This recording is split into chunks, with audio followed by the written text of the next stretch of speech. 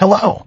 When mentioning countries that attract the most tourists worldwide, people often think of the romantic ambience beneath the Eiffel Tower in France, the picturesque landscapes of Germany, or the bustling streets of Thailand. However, few are aware that Mexico is also becoming a highly sought-after destination. Since ancient times, Mexico has been the cradle of two of the greatest civilizations in the Americas, the Maya and the Aztec. Mexican culture is rich with distinctive, unique, and incredibly captivating traits. But if you've ever set foot in the land of the bullfighters, you'll notice that Mexico shares many similarities with Spain. This isn't surprising, as Mexico was heavily influenced by Spain during the colonial period. It is this blend of cultures that has made Mexican civilization so diverse and unique today. Mexico is undeniably beautiful, but as the saying goes, every rose has its thorn. Alongside the vibrant images of cowboys with wide-brimmed hats and mariachi dancers in rainbow-colored dresses, Mexico also harbors darker, more terrifying sides. One of these is the Mexican Mafia, one of the most infamous and ruthless criminal organizations in the world. Just the mention of the Mexican Mafia sends chills down the spine due to the sheer brutality of their operations. The Mexican Mafia is ready to take down anyone who stands in their way using the most barbaric methods. Almost daily violent killings take place, spreading terror not only among the Mexican people, but throughout the world. The Mexican Mafia, also known as La IM, is a notorious prison gang based in California, USA. For prison guards in California, it's regarded as the gang of gangs, controlling not only all activities behind bars, but also influencing illegal operations on the outside. The power of the Mexican Mafia is so immense that it's often referred to as the shadow government. The organization was founded by Luis Huero Buff Flores and 13 other inmates while serving time at the California State Correctional Facility. In the 1950s, the Mexican Mafia began to gain notoriety when President Felipe Calderon launched a nationwide crackdown on social issues in an effort to eradicate the rampant criminal gangs in Central America. Initially, the Mexican Mafia's goal was simply to form an alliance for self-protection against other inmates. However, over the course of 6 decades, the organization became corrupted, committing numerous crimes such as theft, extortion, and ruthlessly eliminating anyone who dared oppose them. The Mexican Mafia's power continued to grow thanks to its brutal reputation, which spanned over 30 years within the prison system. From there, they ignited a true war on Mexican soil, between criminal gangs and the police, between rival gangs, and even between corrupt police forces. These powerful criminal gangs don't just possess heavy weaponry. They're equipped with tanks, armored vehicles, and even drones. In Mexico, the police don't need to search for the mafia. The mafia seeks them out to provoke and taunt with the attitude of "catch me if you can." At the beginning of 2022, a vehicle carrying the bodies of 10 people was parked right next to a Christmas tree beside the governor's mansion in the city of Zacatecas, central Mexico. This was seen as an open challenge from the mafia to the local government, especially after Governor David Monreal, since taking office, had been actively cracking down on gangs with the help of Mexico's president. Statistics show that there are currently at least 150 organized criminal groups operating in Mexico, compared to 2006, when this number could still be counted on one hand. The government has offered a reward of $1.6 million for any valuable information leading to the arrest of gang leaders. However, the purges occur so frequently that the people of Mexico have gradually become indifferent as violence unfolds almost daily. Mass graves are continuously being discovered, with many victims found in a state beyond recognition. The people of Mexico constantly ask themselves, when will this end? Or when will we be the next ones to fall? The conflicts between the two major cartels, Sinaloa and Jalisco New Generation, as well as local mafia groups, have left devastating consequences, turning many towns and cities into wastelands. According to data from Mexico's Ministry of the Interior, An average of 112 violent incidents have occurred daily since December 2018. Over 60,000 people have disappeared, and only 8,200 have been found in graves since 2006. What's even more tragic is that these cases are not officially counted as murders because the authorities cannot identify the victims. Currently, more than 52,000 people remain missing, and their identities cannot be determined for investigation. Many Mexican states are heavily affected by gang violence. In 2021, the state of Zacatecas broke records with a rate of 90.4 purges per 100,000 people. The Mexican Mafia is truly a horrifying nightmare for the people living there. The numbers of violence and crime will likely continue to rise unless the government implements strict measures to quell the chaos and protect the rights and lives of the people from these aggressive forces. The root cause of the problem is still being ignored and has not been thoroughly addressed. To survive and expand their power, cartel leaders must find ways to develop business markets to maintain their dominance. As a result, agriculture and forestry have become prime targets for the Mexican Mafia. In agriculture, they focus on the avocado market, while in forestry, they aim to seize land and exploit timber. If Saudi Arabia's oil is considered black gold, then for Mexico, avocados are no different from green gold. Avocados are a highly expensive food favored by gourmets and are widely available in supermarkets around the world. In the U.S., avocados are even more popular, with an average consumption of 3.5 kilograms per person per year, one of the highest in the world. Thanks to ideal natural conditions with favorable rain, sunlight, and nutrient-rich volcanic soil, the state of Michoacán, Mexico, has become the world's leading avocado producer, accounting for more than 40% of the country's total avocado production.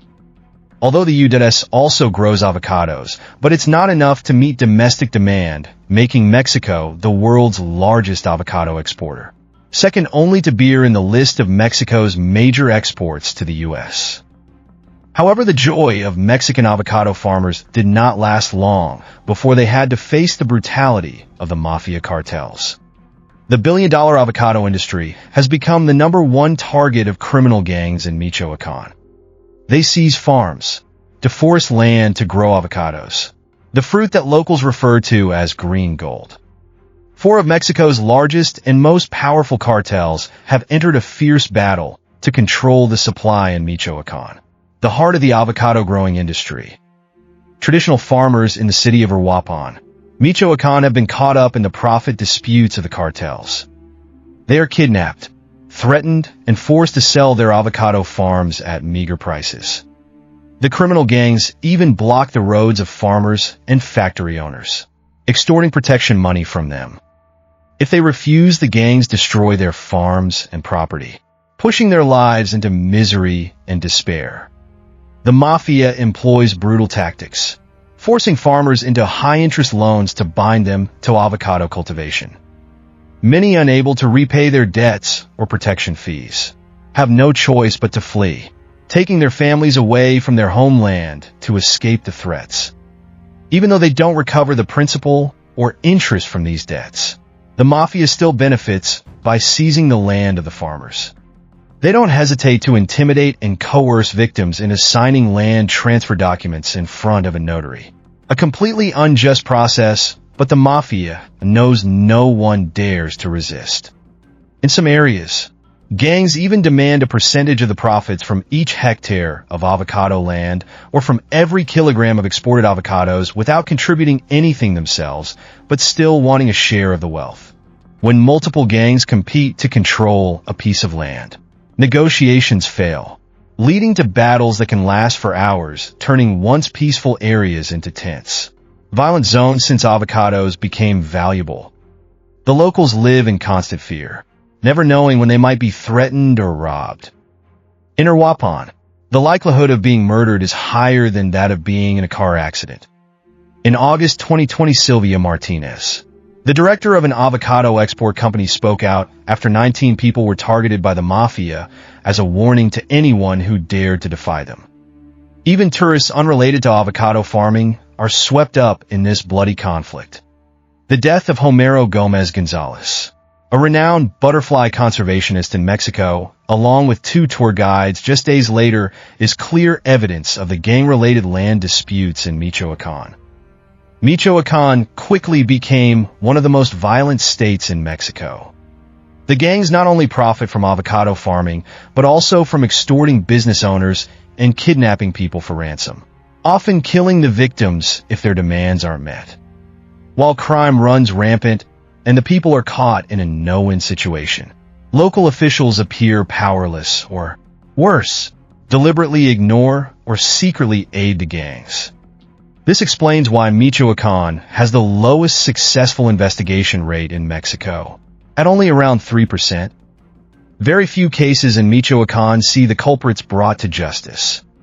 It's estimated that the gangs extort about 48 avocados from residents daily, yet the number of criminals punished is so small it can be counted on one hand. It's incredibly unfair that avocado farmers continuously suffer hardship without enjoying any of their own fruits of labor. When patience reaches its limit, people will inevitably rise to protect their lives, property, or at least escape from poverty. The people of Michoacán are no exception. They could no longer endure the oppression.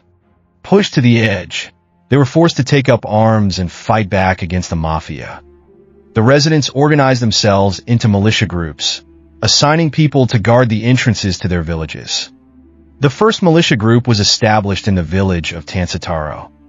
No one could continue accepting that their entire family worked tirelessly in the fields, caring for crops only for extortionists to come and take everything in an instant, leaving them with nothing.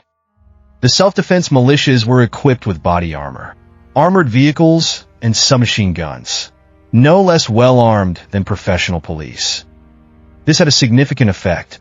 They maintained local security so well that the mafia no longer dared to venture into Tansataro, and crime rates dropped dramatically. Although Mexico has laws prohibiting civilians from owning military-grade weapons, and the federal government has called for these self-defense groups to disarm, but the civilian fighters in Tansataro have no intention of laying down their arms.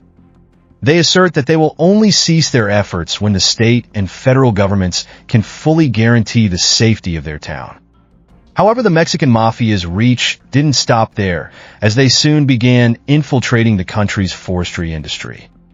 Mexico is fortunate to have vast, ancient natural forests and many communities. Especially indigenous ones have historically benefited from logging and tourism. However, the intervention of criminal gangs has shattered this stability. Chihuahua, Mexico's largest state, has more than 25,000 hectares of forested land, primarily pine forests harvested for agriculture. In the past, Chihuahua's strategic location made it a target for criminal groups seeking control of drug trafficking routes. But in recent years, these organizations have expanded into illegal logging. The forests have been ravaged by loggers. Residents have lost their livelihoods, and they face even more devastating natural disasters as a result. A few years ago, the village of Tava was buried under mud and debris after a catastrophic landslide caused by flooding. The villagers, pushed to the brink, were forced to comply with the criminals' demands just to make a little money to survive. They had to give up ownership of their land to the mafia or switch to growing opium poppies to supply them. Towns in the region became hubs for secret drug processing labs. Juanito City, the region center for wood processing, was not spared from the gang's control either. Most of the city's 25 sawmills were manipulated or outright owned by criminal groups. These sawmills process illegal timber harvested from the forests, then distribute the products to Chihuahua's capital for sale. The demand for pine wood in Mexico for construction and furniture is extremely high, driving the mafia's illegal activities. Just like they do with avocado farmers, the mafia extorts sawmill owners for protection money to seize control of the timber industry. Even if mill owners manage to keep control of their businesses, they are still forced to pay monthly protection fees and buy illegally harvested wood from loggers. According to unofficial sources, more than half of the sawmill owners in Juanito have been forced to sell their businesses to notorious gangs. Illegal logging isn't limited to Mexico's borders, it has now spread to Honduras, Peru, and Colombia. In Honduras, many beautiful cherry forests have been completely destroyed by illegal logging. Beyond that, gangs also engage in the trafficking of endangered animals such as wild donkeys in Colombia, crocodiles in Mexico, river turtles in Peru, and sea cucumbers in Honduras. The mafia cunningly expands its business operations, targeting areas where the government is unable to control or provide basic services. For a long time, the Mexican government has been powerless to ensure security or provide essential services to rural areas, partly due to budget constraints and partly due to corrupt and inefficient local administrations. Poor farmers receive no assistance from the government or banks. Neither the Mexican government, the U.S., nor other regional countries have effective measures to counter the mafia's encroachment into agriculture and forestry. They continue to rely on outdated methods, deploying armed police forces to suppress crime without realizing that this only fuels the gang's expansion into other industries. Today, the profits from avocado farming and illegal logging are so vast that many gangs are willing to scale back their drug trafficking operations to avoid law enforcement attention. So is there a solution to protect farmers from the mafia's grip? This is a long process that must begin with restoring law and order in local areas.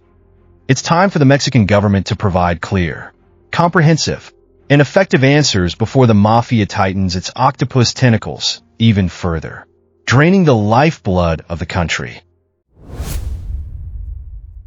Colombia, once a vast empire, has gradually turned into a major global crime hub.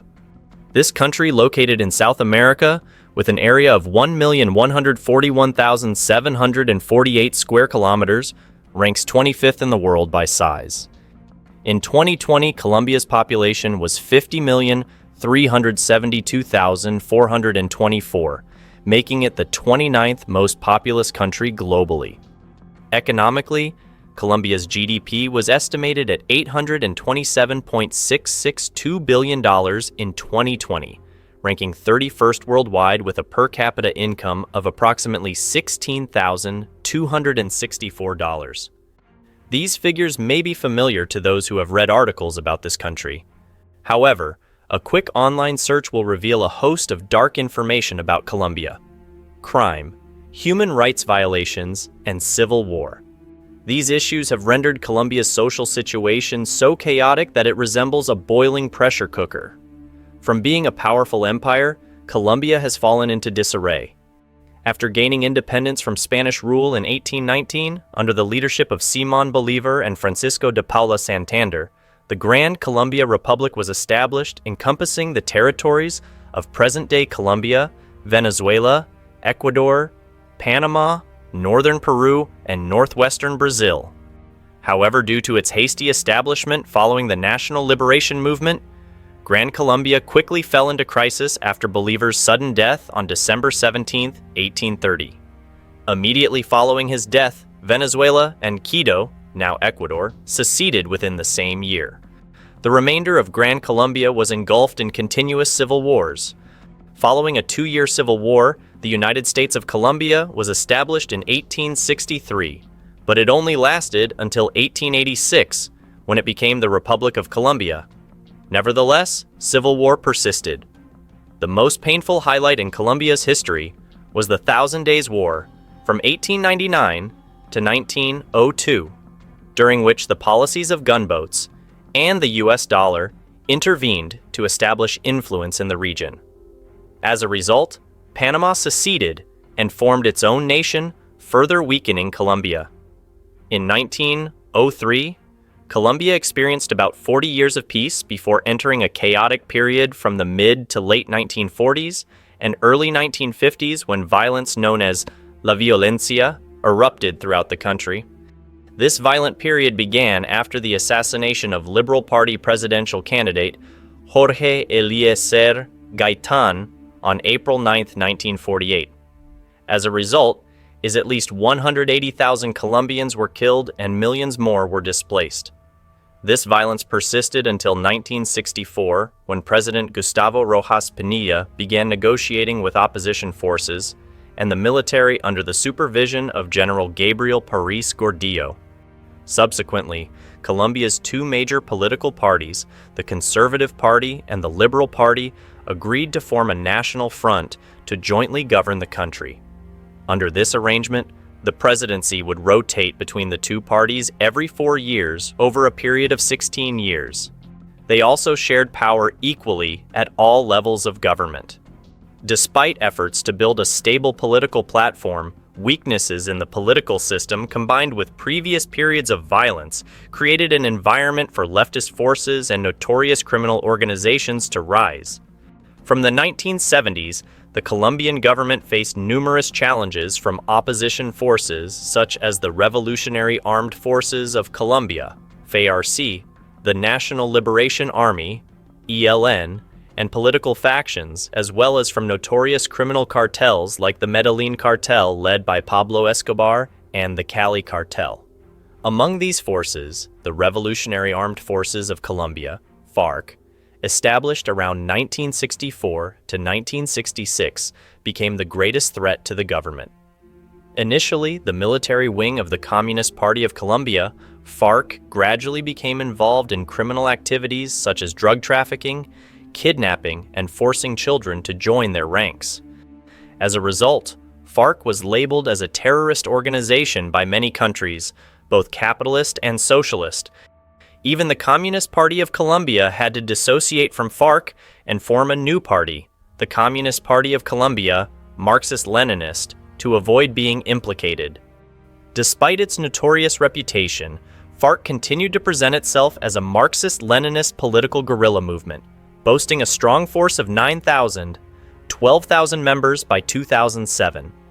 The organization was active in 25 out of Colombia's 32 provinces, particularly strong in the eastern rainforest region and the Andean highlands. FARC leaders claimed they represented the poor peasants against the wealthy and opposed U.S. influence in Colombia. However, by the 2010s, in response to positive changes in the country and pressure from the government, FARC agreed to negotiate and disarm. Ultimately, they officially disarmed and handed over their weapons to the United Nations, marking the end of one of the largest military conflicts in Colombian history. On June 27, 2017, just a month after FARC announced its transformation into a political party, the organization officially became the People's Republic of Colombia, FARC-EP, under the terms of a previously signed peace agreement. This effort, along with actions aimed at ending the prolonged conflict, earned President Juan Manuel Santos the Nobel Peace Prize in 2016. However, achieving peace did not mean that Colombia's political situation became stable.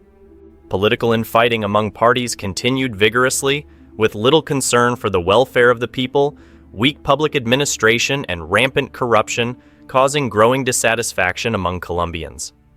Protests by unions, social organizations, students, and workers became a trademark of Colombia. The situation was so tense that in 2021, the South American Football Confederation, CONMEBOL, refused Colombia's request to move the Copa America to November due to instability in the country. This once again highlighted that Colombian politics had never been truly stable. You might find it hard to believe, but the Colombian military, which is supposed to protect the country, has become one of the greatest sources of harm to its people. In other countries, when the military is on the move, civilians often provide food and supplies to the soldiers, but in Colombia, when the military appears, people typically flee, lock their doors, and even run into the forest if possible. This is because encountering an officer with a high quota for eliminating terrorists or a person with malicious intent could endanger their lives. On February 18, 2021, the Special Peace Court in Colombia released a report that shocked the world. According to the report, from 2002 to 2008, the Colombian military killed at least 6,402 innocent civilians and falsified records, claiming these individuals had died in anti-terrorism operations. These incidents occurred during a period when the government intensified its campaign against FARC. Worse still, the reward for the officers involved in these killings was often a promotion or even extended leave. The situation did not stop there. Investigations from 2016 revealed that at least 118 soldiers and military officials in Colombia were accused of sexually abusing minors. By 2020, the case led to the dismissal of 45 individuals with 73 others under criminal investigation. However, not all have been resolved to date. These brutal actions fueled anger among some Colombians, leading them to join FARC. By 2016, when FARC reached a peace agreement with the Colombian government and established the Special Jurisdiction for Peace, JP, to clarify the responsibilities of the parties involved in war crimes, the horrifying truths about the military began to emerge. Many soldiers found themselves trapped between risking their lives in battles and facing the possibility of being wrongfully accused, sitting alongside those responsible for brutal massacres. In the military, promotion required 4 factors: lineage, money, connections, and intelligence. After retiring, these former soldiers faced poverty, societal stigma, and military skills that only led them to a path of crime, becoming mercenaries to survive. In July 2021, during the investigation into the assassination of former Haitian President Jovenel Moïse, it was discovered that more than 20 former Colombian soldiers were involved. This revelation forced Colombia to publicly acknowledge a dark industry it had been part of for a long time, exporting labor in the form of mercenaries, which shocked the world. Elite soldiers from Colombia's counterterrorism units can retire at around 40 with a modest pension and almost no opportunity to transition into other professions. The pay for mercenary work, though, only a fraction of what American or British veterans earn, but is still 4 times higher than their pension. Recruiting Colombians for mercenary work abroad has been ongoing for a long time due to the lack of laws prohibiting it. For example, many Colombians are still active in Dubai.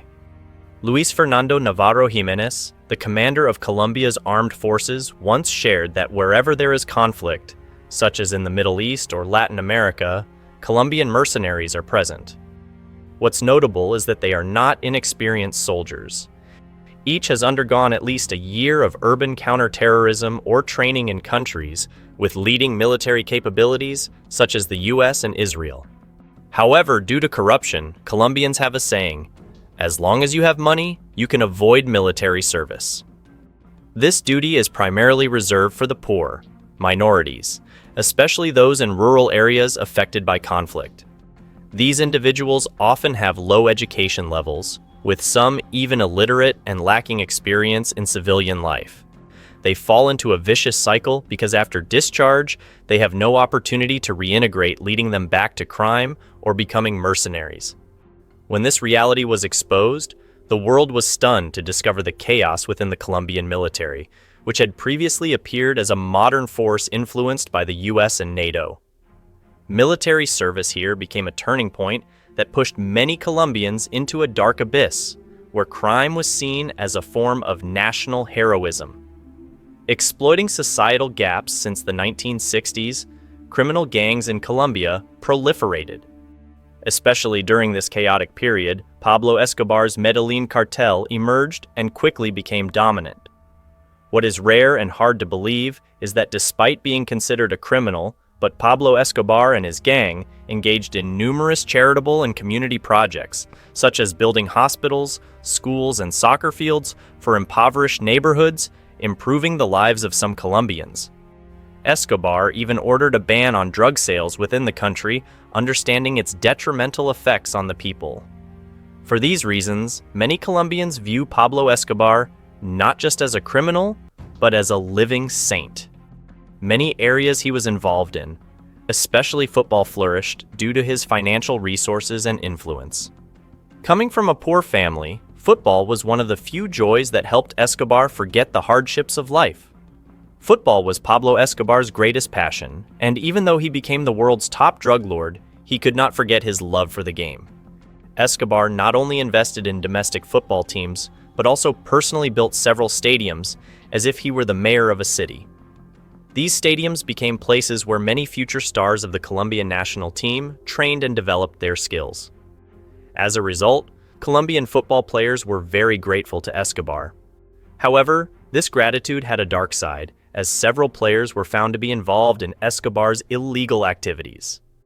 A prime example is the legendary goalkeeper René Higuita, who helped Escobar arrange hit jobs between rival drug gangs. When Higuita was arrested, police discovered he had received $64,000 for mediating these cases. Higuita was subsequently sentenced to 7 months in prison. When Escobar was killed in a raid on December 2nd, 1993, without having transferred his power, the Colombian criminal world fell into chaos. Gangs began vying for power, leading to rampant violence and mutual killings. After Escobar's death, the domestic ban on cocaine sales was also forgotten, leading to a surge in drug trafficking. By 2019, the rate of drug addiction in Medellin, Escobar's hometown, had risen to 9.7%. In this city of approximately 2.2 million people, nearly 800 drug dealing spots operated with 15.5% of the population using drugs, making Medellin the city with the highest addiction rate in Colombia. In this context, the Colombian government had to seek assistance from the U.S. From 2000 to 2016, the U.S. provided nearly $10 billion in aid to Colombia, primarily to support the armed forces in their fight against drug cartels and the FARC armed group.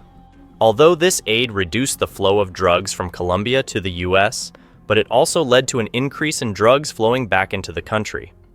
Today, Colombians still wonder if the country would have been more peaceful if Escobar had not died so soon. During Escobar's funeral, over 25,000 people attended. In some impoverished neighborhoods, residents still hang pictures of him as a way of honoring and emulating him.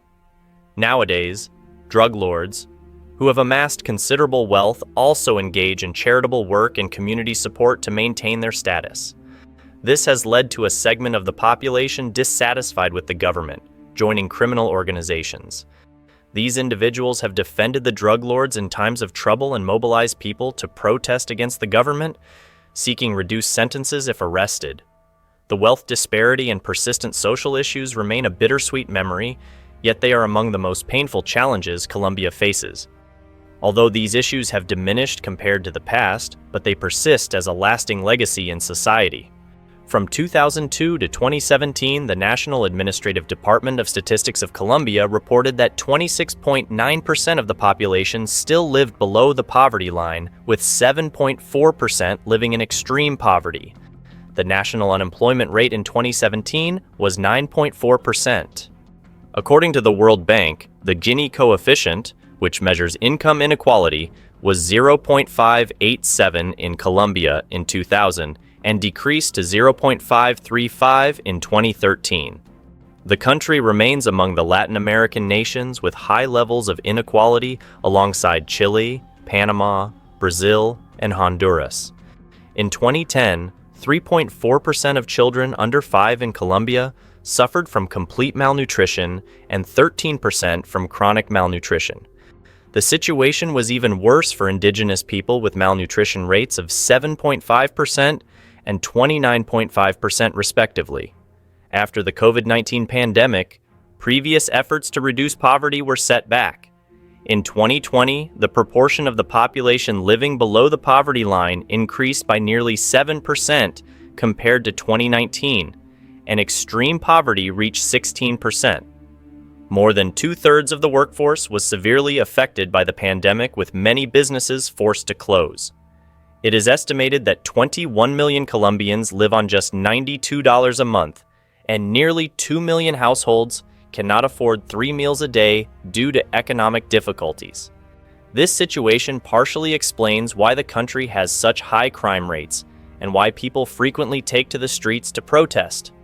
In response to this situation, various Colombian administrations have proposed solutions to reduce poverty. For example, in 2015, the Colombian government planned to acquire approximately 2 million hectares of private land and redistribute it to the poor after the civil war with FARC ended. During the COVID-19 pandemic, the government expanded its social safety net, allowing more households to receive aid. It is estimated that an additional 3 million households received cash assistance, and school nutrition programs were adjusted to provide free meals to nearly 6 million children. Additionally, the international community has also made efforts to help Colombia recover through the International Bank for Reconstruction and Development, providing a loan of approximately $700 million to respond to the pandemic. This move helped more than 600,000 Colombians escape poverty and prevented an increase of 1.3% in the poverty rate. However, Colombia is often viewed through a glamorous lens as a beautiful country with golden forests, silver seas, and a powerful football team. Yet upon deeper investigation or upon visiting, one discovers that behind this beauty lie crime, civil war, and social instability. Given such an unstable situation, it is challenging for Colombia to strengthen its position or have a significant voice in the international arena. On a November night in 2011, the freezing air felt sharp against the skin, but the quiet of Southwark was shattered by the sharp crack of gunfire. Azizur Rani Khan collapsed, blood pooling beneath the cold streetlight. The latest victim of the bloody gang war engulfing South London, Khan was a link in the tragic chain wrought by the G Gang, a notorious group that had risen from the dark alleys of Brixton to become the most brutal force in the city. This war was not merely about bloody retribution, it was an unrelenting police crackdown, endless court trials, and bloody turf wars. Imagine this. In the late 2000s, from the harsh streets of Angeltown, Brixton, a new gang began to rise. The G Gang, a name echoing like gunfire, symbolizing ruthlessness and bloodshed. G stood for more than just gang. It embodied more horrifying concepts: guts, guns, and greed. Each word was steeped in violence and the thirst for money. Brixton had long been a territory for many gangs, where each new generation emerged to replace the previous one. However, the root of the problem never changed: poverty, violence, and crime. Angeltown was at the center of it all, previously dominated by the PDC, Pieldem crew, also known as poverty-driven children. The PDC ruled the area until the early 2000s, when many of their leaders were incarcerated, leaving a power vacuum. From the ashes of that power, the G Gang began to rise.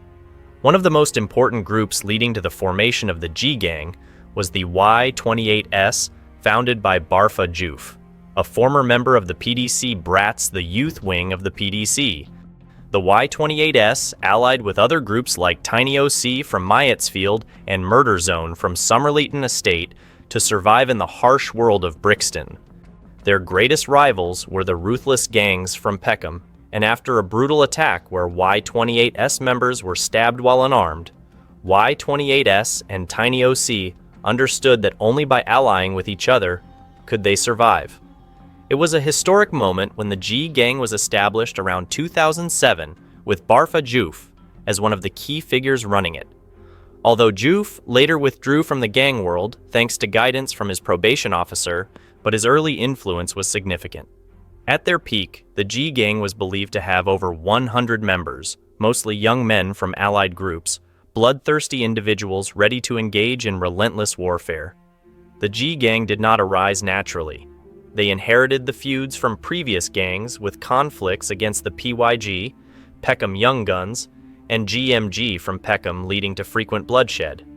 However, the G Gang not only had enemies but also powerful allies such as Murder Zone, Organized Crime, and Original Brooklyn Youths.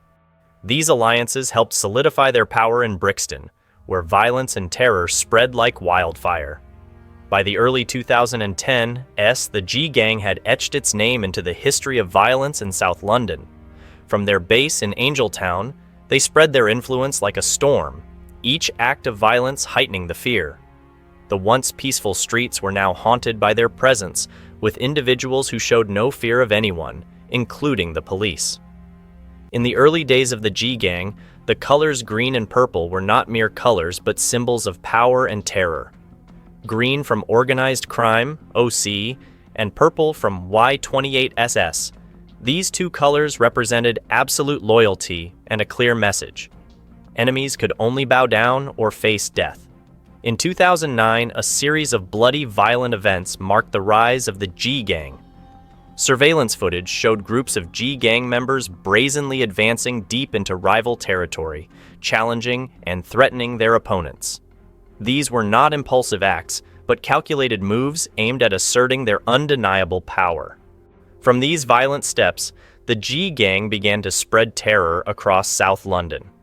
One of the most shocking events that year was the stabbing of a 13-year-old boy right outside a fast food restaurant in Camberwell. This was not just a random attack, but a piece of the relentless war between the G Gang and the Peckham Young Guns, PYG. The fact that a young child became a victim only highlighted the brutality of this conflict. This incident caused the media to continuously mention the G Gang, drawing public attention to the uncontrolled violence in South London. However, this was just the beginning. The G Gang quickly became a top violent force, facing off against many major gangs. In 2010, a member of the PYG daringly drove into the heart of G Gang territory, brandished a gun and opened fire. Such brazen shootouts occurred regularly between these two gangs, creating an atmosphere in Brixton that felt like a ticking time bomb. Another rival of the G Gang was ABM, All About Money from Stockwell. The death of Zach Olumegbon, a 15-year-old boy allegedly linked to the G Gang, became the last straw, pushing the conflict to an irreparable state. After Zach's death, the G Gang did not hide their involvement, but instead openly acknowledged it as a challenge to all their rivals.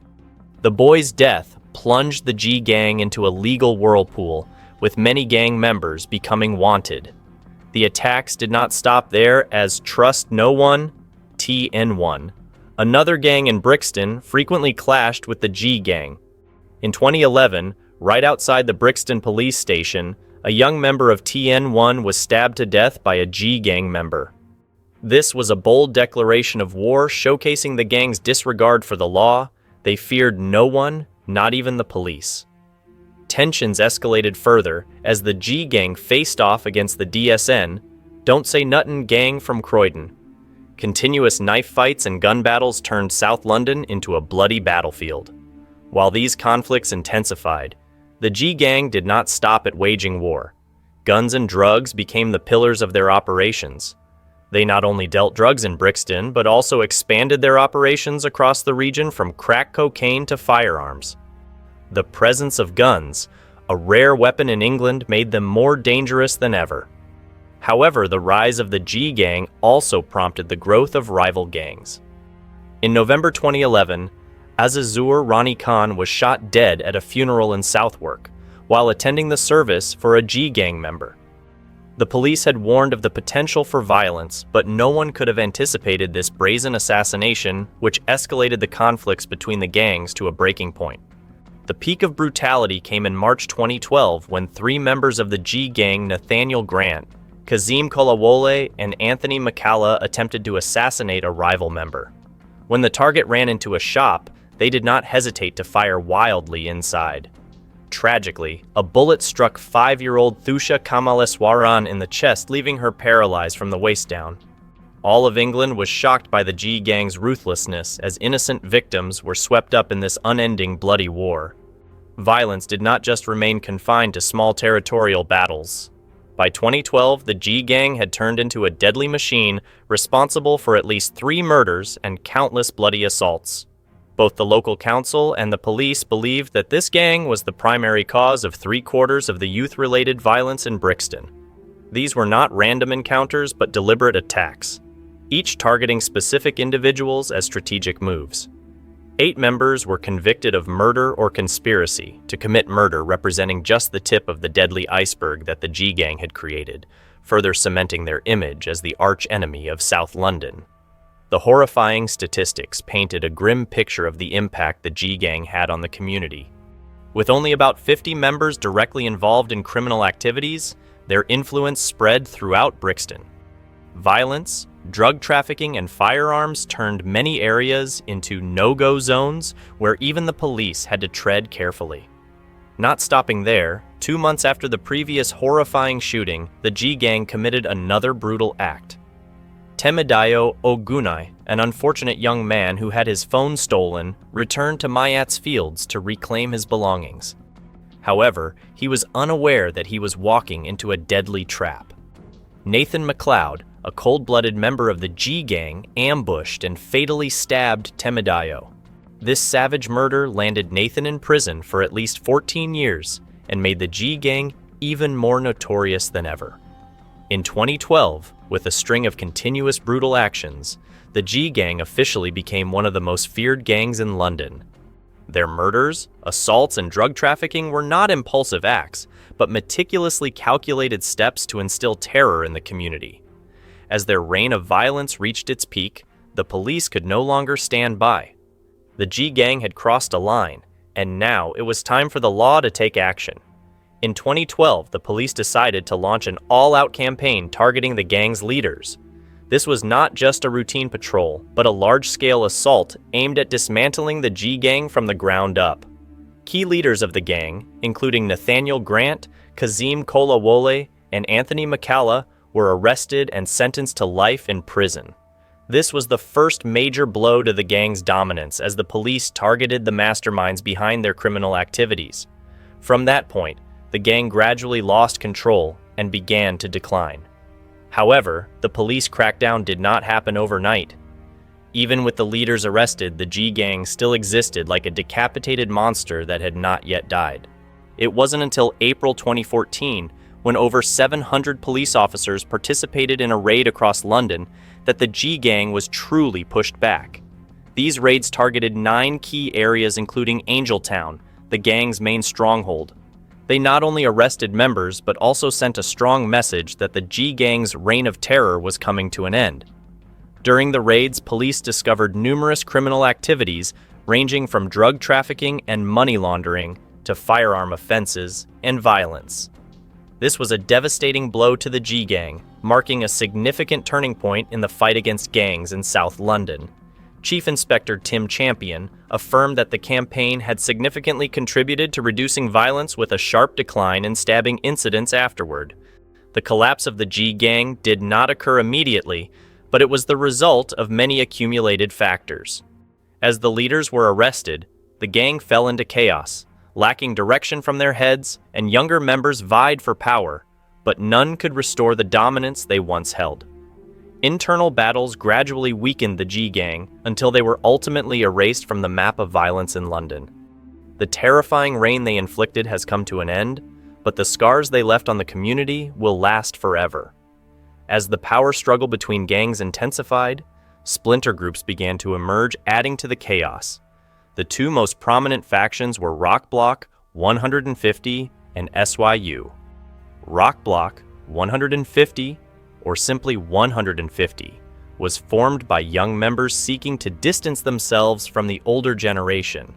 They not only had a distinct style, but also made a name for themselves in music, particularly in the UK drill genre, establishing a reputation as a new force. In contrast, SYU developed from the Summer Leighton estate, continuing the legacy of the GES gang, but operating independently, often clashing with each other. Tensions escalated with the emergence of the 76 Gang, based in Brixton. The 76 Gang quickly became a formidable force, frequently clashing with remnants of GES and other splinter groups. These conflicts not only weakened internal cohesion but also heightened chaos in the area.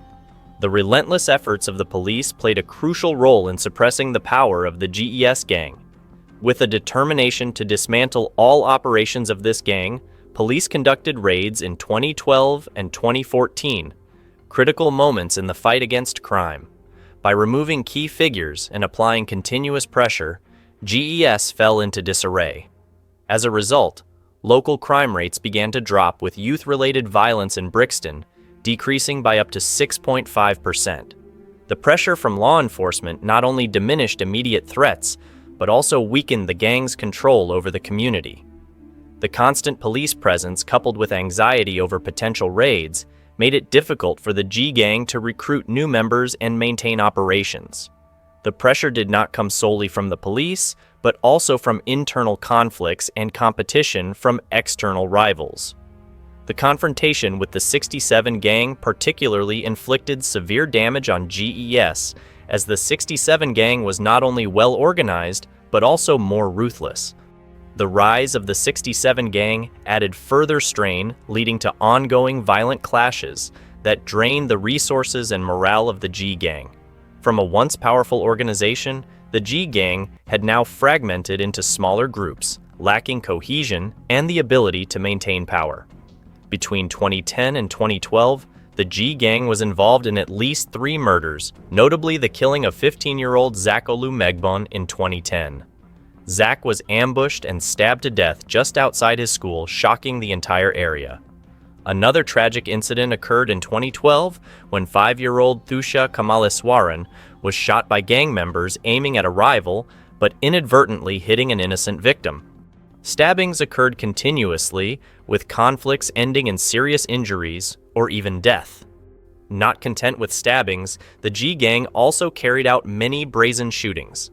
One shocking incident involved a member of the PYG gang driving into GES territory and firing at a group of its members.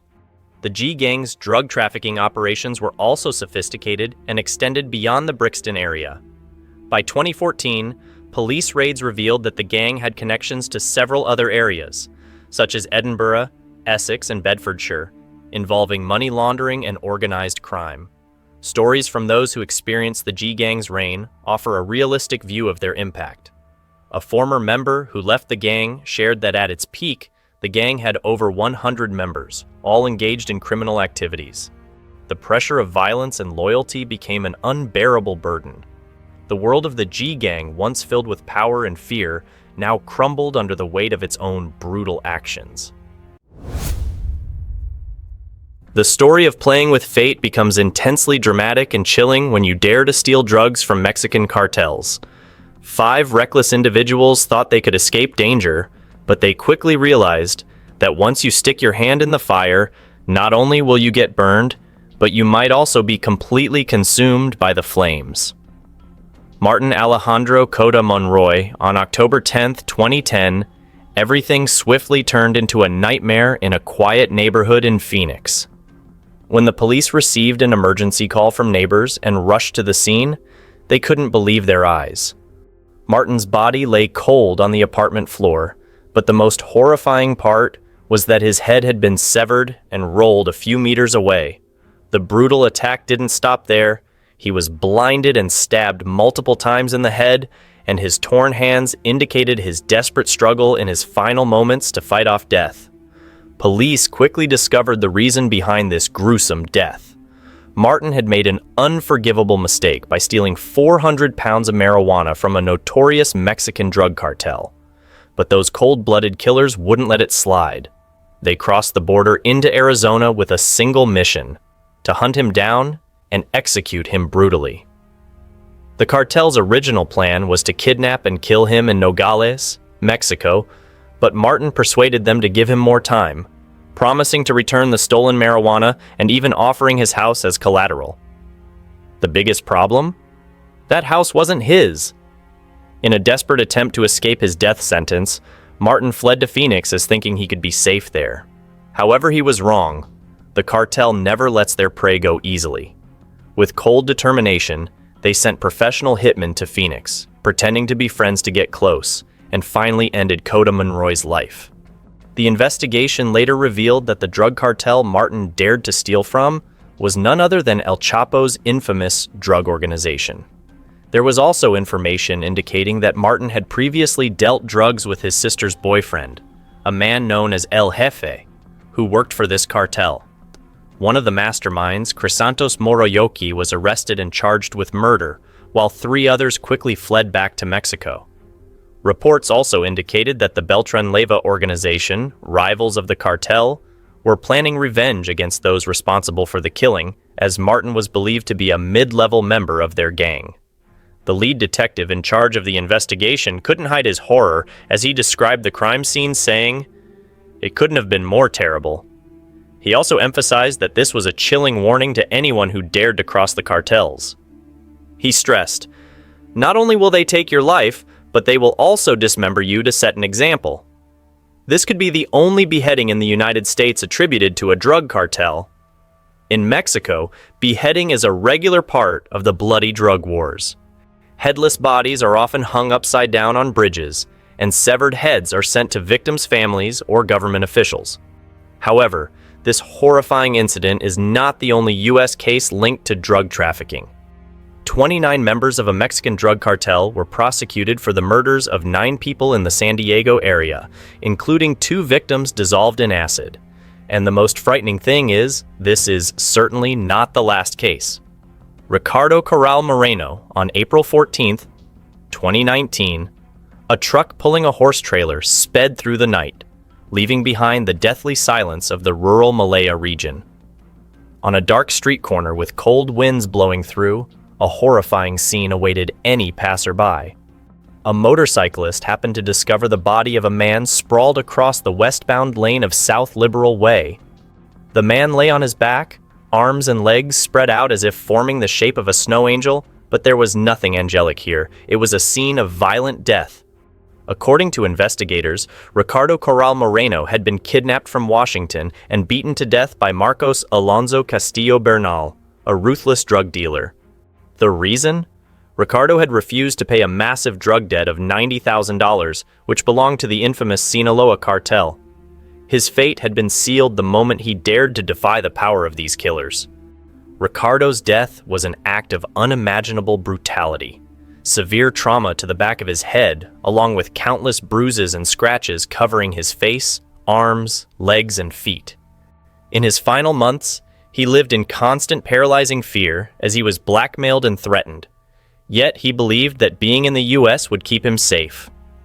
Ricardo mistakenly thought that geographical distance would protect him from the cartel's vengeance, but little did he know that 4 hitmen from the Sinaloa cartel had crossed the border into Oregon to hunt him down, trapping him with no way out. According to Castillo Bernal's testimony, Ricardo was initially held in an apartment before being taken to a remote farm in Malaya, where the brutal torture was carried out without any mercy.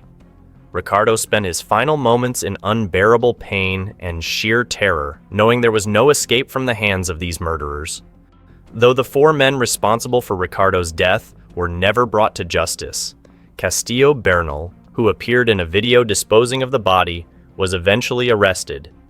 In a plea deal, he admitted to knowing about the kidnapping and holding of Ricardo from April 10th to April 13th, 2019 due to the unpaid drug debt. He confessed to guarding the victim and handling the body, but denied any involvement in the abduction or murder. In court, Castillo Bernal tearfully defended himself, claiming he didn't dare to flee or resist out of fear for his own safety and that of his family. However, the anger of Ricardo's family was not easily appeased. Ricardo's sister pleaded with the court to sentence Castillo Bernal to life imprisonment for the suffering her family had endured. But in the end, he was sentenced to just 26 years in prison. Throughout the trial, Castillo Bernal's lawyer argued that his client was also a victim of the drug cartel, forced to participate in the crime out of fear. But the truth remained clear. Ricardo Corral Moreno died over a debt he couldn't pay, and his life was treated as nothing more than a bargaining chip in the ruthless game played by drug traffickers. Barney Harris, on April 8, 2021, it was a morning of horror in Green Level, North Carolina, as calls reporting gunshots rang out. The sheriff's deputies rushed to the scene on Wyatt Road, and upon arrival, they found 2 lifeless bodies. One of them was Barney Harris, a teacher and basketball coach beloved by students and colleagues at Union Academy in Monroe. But behind his kind exterior, Barney harbored a dark secret.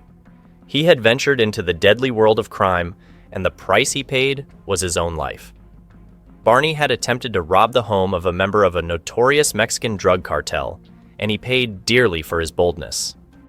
Alamance County Sheriff confirmed that when dealing with drug cartels, bloodshed is inevitable. According to police, Barney Harris and his brother-in-law, Stephen Alexander Stewart, entered a mobile home park on Wyatt Road in Green Level with a daring and deadly plan: to rob cash and drugs from a stash house belonging to the Jalisco New Generation Cartel, one of the most notorious, powerful, and brutal organizations in the world. Everything seemed easy, but they had no idea that a dark fate was waiting just beyond the door.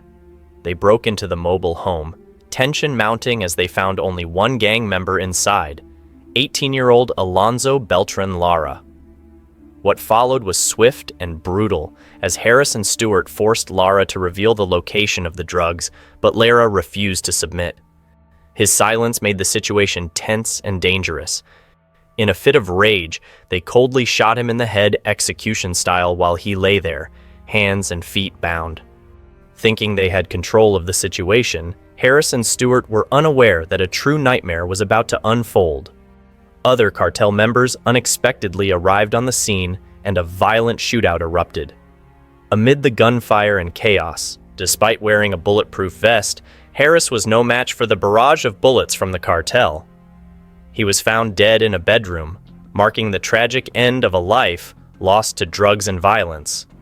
What was especially tragic was that Harris's bulletproof vest, his last hope, was useless against the type of ammunition used by the cartel, leading to a painful and devastating end. The fierce attack left no other casualties aside from Harris. 3 nearby trailers were struck by stray bullets, adding to the horror of the confrontation. Police revealed that Harris and Stewart had used an electronic device to monitor the cartel members' movements before the incident. Stewart, who survived the shootout, was arrested a few days later and charged with armed robbery and first-degree murder.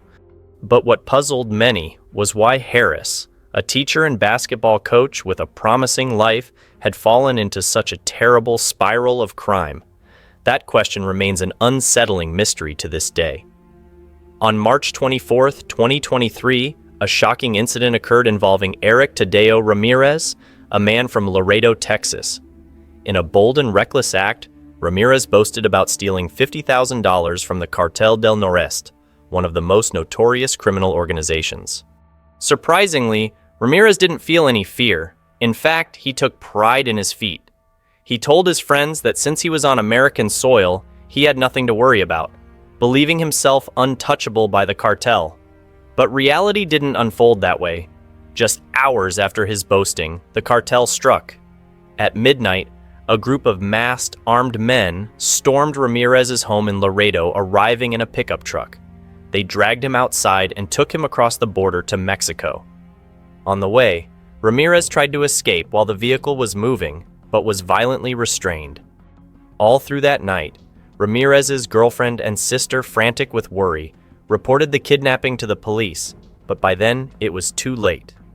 Witnesses later revealed that the night before the kidnapping, Ramirez had been on a phone call with a mysterious woman. During the conversation, he not only bragged about stealing the money from the cartel, but also taunted them. Proudly claiming he was safe because he was in the U.S., however, on March 27th, Jonathan Cabriales, a member of the Cartel del Noreste, was arrested at the border when he re-entered the U.S. in the same truck used in the kidnapping. Cabriales admitted they had kidnapped Ramirez to punish him for his reckless actions. Tragically, Ramirez had vanished without a trace, and his whereabouts remain a dark mystery. Ramirez's case is just one of many in which U.S. citizens have fallen victim to Mexican cartels.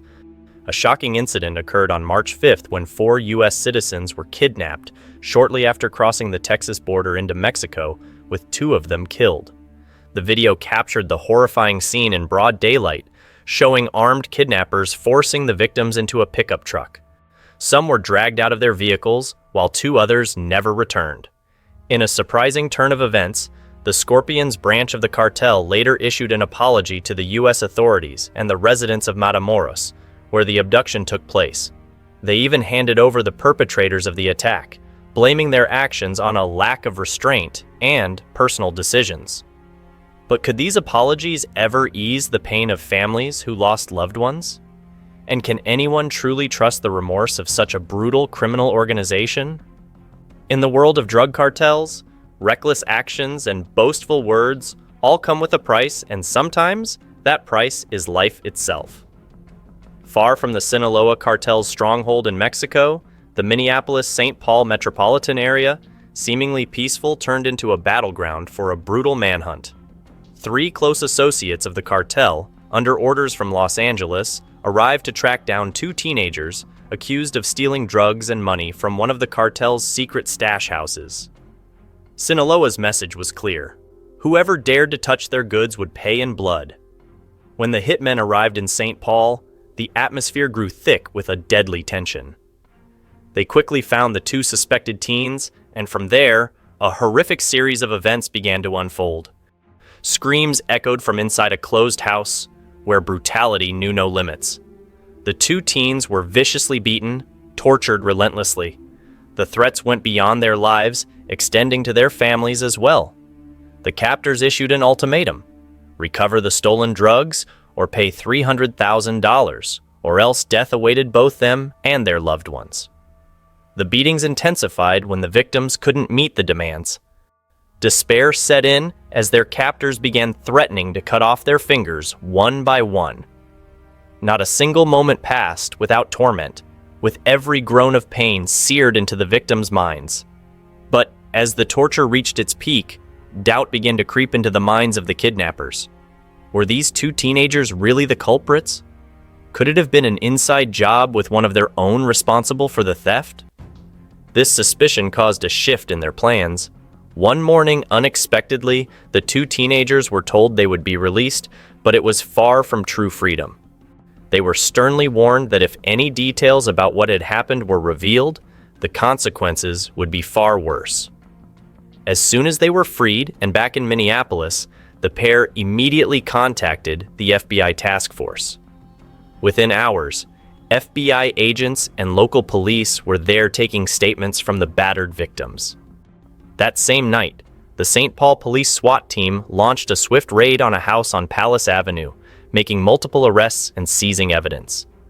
The Sinaloa cartel's hitmen didn't have time to escape, and the standoff ended without any deaths.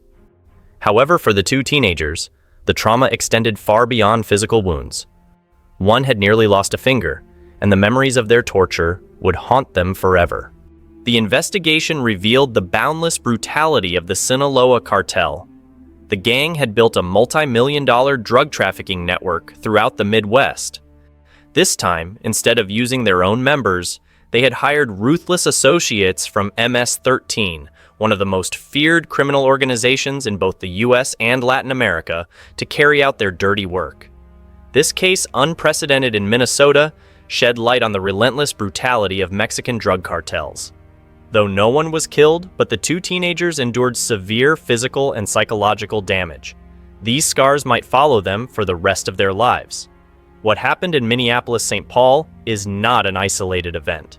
In Mexico, the cruelty of drug cartels has become a daily horror story. On December 11, 2020, a horrific crime took place in the town of Silao, about 20 miles south of Leon, Mexico. 3 people, a 22-year-old woman and 2 men aged 23 and 25, were accused of theft and sentenced to a punishment so brutal it defies belief. The executioners not only beat them, but also savagely cut off their hands. Residents were horrified when they found the 3 victims abandoned on the roadside, with bags containing the severed hands beside them. Nearby was a note from the Jalisco New Generation Cartel, CJNG, warning that anyone who dared to steal would face the same fate. The victims were rushed to the hospital in a desperate attempt to save their severed limbs, but it was all in vain. Police arrived to investigate, but the case remains unsolved. CJNG, notorious for its cruelty and savagery, does not hesitate to use the most horrific methods to protect its assets and territory. From torture and amputation to cannibalism, CJNG has risen to become one of Mexico's most powerful and feared cartels, second only to the Sinaloa cartel. These two organizations, with their vast drug trafficking networks and unlimited power, have spread fear and death wherever they go. What do you think of this story? Share your thoughts in the comments below for everyone to see. Don't forget to like and subscribe to support me. Thank you for watching. Goodbye.